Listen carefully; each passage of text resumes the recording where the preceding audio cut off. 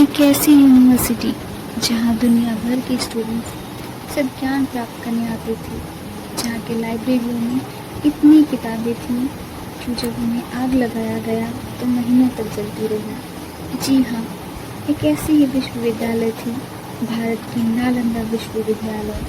न हार्वर्ड न ऑक्सफोर्ड। जब ये दुनिया अंधेरे में थी तब एक छोटा सा गांव पूरे विश्व में ज्ञान का केंद्र बना हुआ था। ये कहानी है नालंदा विश्वविद्यालय की। ये कहानी है उन लोगों की जो शिक्षा को तपस्या मानते थे। ये कहानी है एक सपने की जिसे राख बनाया गया और जिसका आज भी नाम अमर है। तो चलो चलते हैं नालंदा विश्वविद्यालय। पटना रेलवे स्टेशन से लगभग 2 घंटे की दूरी पर स्थित है ये नालंदा यूनिवर्सिटी।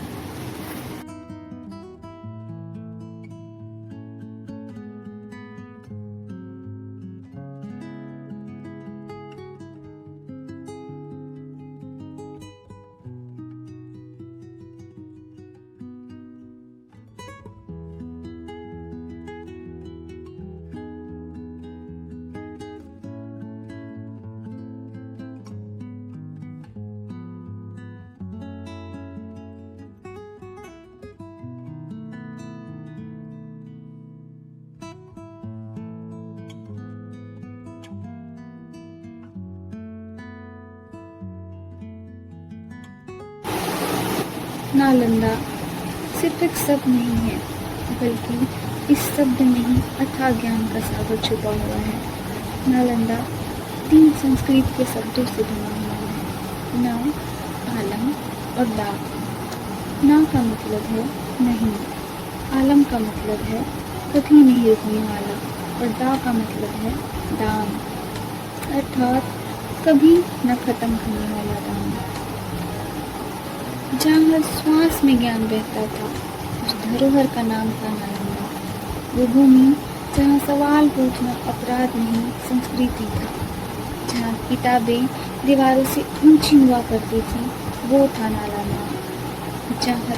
जहाँ हर पन्ना बोलता था और पत्थर पड़ता था, यही था नालंदा। अथाह ज्ञान का सागर था नालंदा।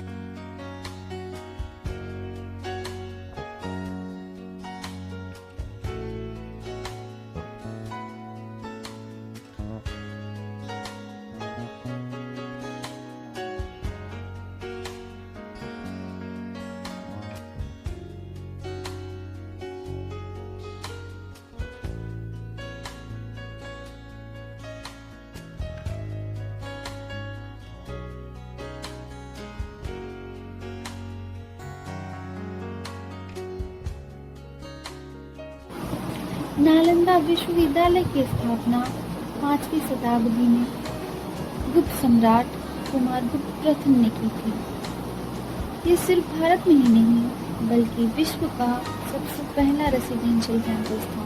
कहा जाता है नालंदा विश्वविद्यालय लगभग 57 एकड़ में फैला हुआ था। यहाँ की छतों की दीवारें लगभग 3 मंजिले से लेकर 9 मंजिलें ऊंचा हुआ करती थी।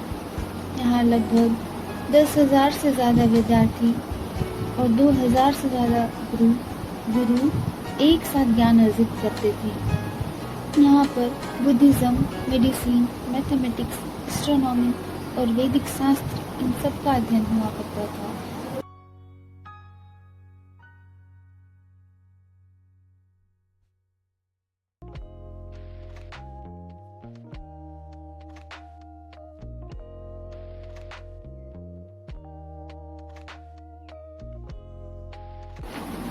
नालंदा यूनिवर्सिटी के जन्म के पीछे जो कहानी है उसे सुनकर किसी को भी गुस्सा आ जाएगा।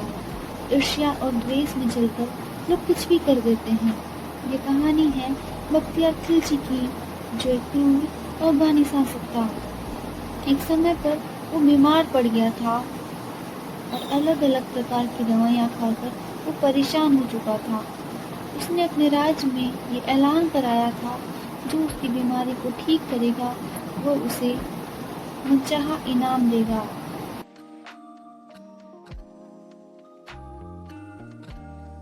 लेकिन उसे किसी भी भारतीय पद्धति से बनी दवाइयों से सख्त आपत्ति थी। तभी एक भारतीय वैद्य आचार्य ने उसे कुरान की कुछ पत्तियां ला कर दिया और कहा, अगर आप इसे रोज पढ़ेंगे तो आप ठीक हो जाएंगे। खिलजी ने उनकी बात मानी और उन कुरान की पत्तियों को रोज पढ़ने लगा और इसी तरह वो एक दिन ठीक हो गया। उसे कुछ समझ नहीं आया कि वह कैसे ठीक हुआ। उसने अपने नौकरशाहों से इस बात का पता लगवाया तो उसे पता चला कि जिन वैद्य आचार्य ने उन्हें ये पत्तियां लाकर दी थी, उन्होंने उन पत्तियों में दवाइयों की लेप लगाई हुई थी। चूंकि उसको किताबों को पढ़ते वक्त थूक लगाकर पन्ने पलट कर पढ़ने की आदत थी, जिससे दवाइयां स्वतः उनके मुख में चली गई, जिससे कि वो ठीक हो गया। निर्दयी शासक बख्तियार खिलजी को यह बात कुछ पसंद नहीं आई।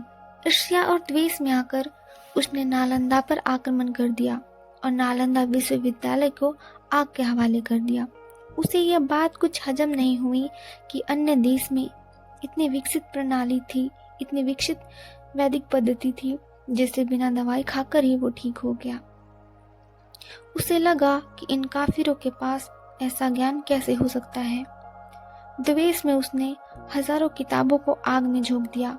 कहा जाता है कि नालंदा में इतनी किताबें थी कि उन्हें जलने में लगभग 6 महीने का वक्त लग गया। उसने वहां के गुरुओं को और वहां पढ़ने वाले विद्यार्थियों को भी मरवा दिया। आज ये बचे हुए विरासत भारत के महान इतिहास की गाथा गाती है और यह सबूत देती है कि भारत कभी विश्व गुरु हुआ करता था।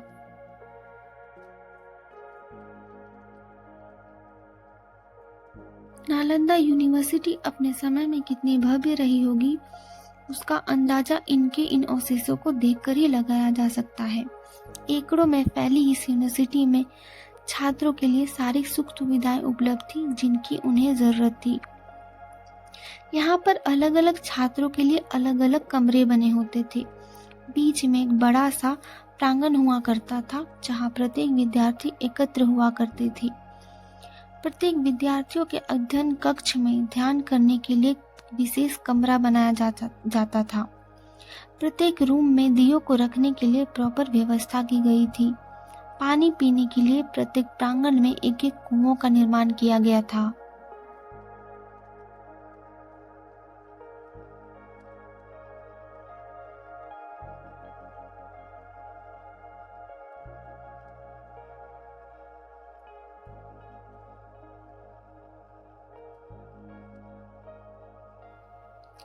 नालंदा विश्वविद्यालय बौद्ध धर्म से भी प्रभावित था।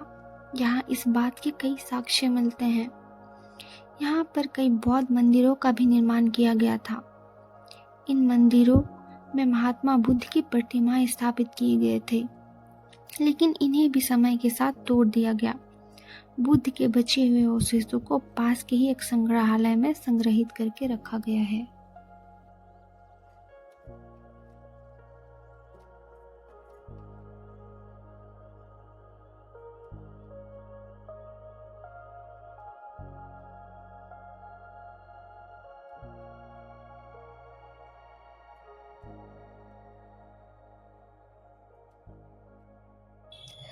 नालंदा यूनिवर्सिटी को 2016 में यूनेस्को की वर्ल्ड हेरिटेज साइट में शामिल किया गया।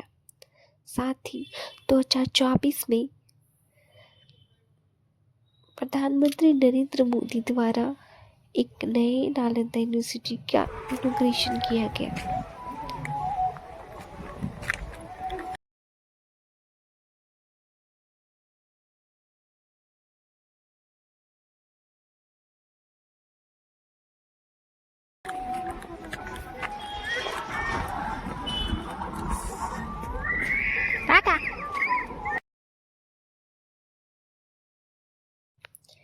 Like, share and subscribe.